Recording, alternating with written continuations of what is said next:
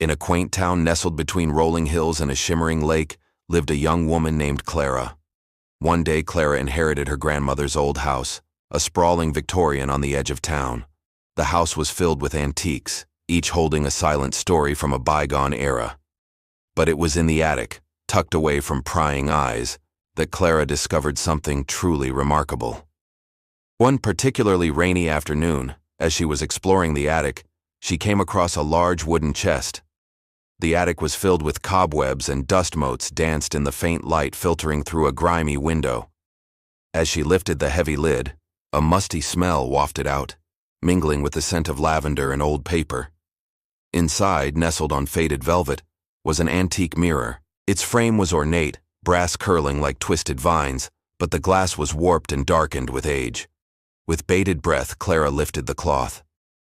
The moment her fingers touched the glass, a chill ran through her spine. At first, it seemed harmless. Her reflection mimicked her perfectly.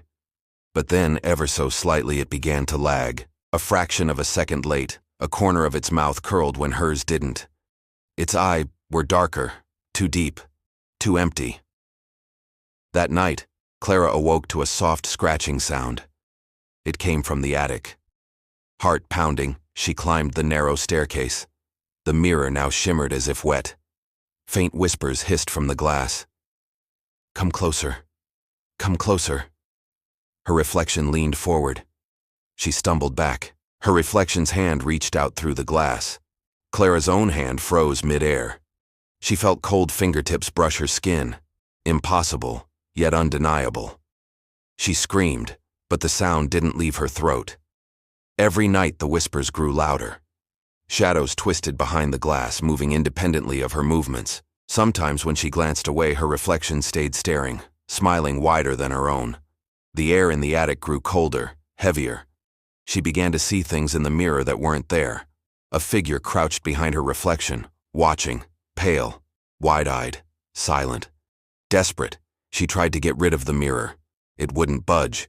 No matter how hard she pushed, it remained, heavy as stone. At night it hummed faintly, a low vibration through the floorboards like a heartbeat that wasn't hers. Then one evening the whispers became words.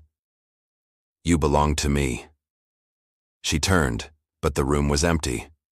Her reflection was smiling. Its lips peeled back, revealing teeth sharper than human. Its eyes, black, endless.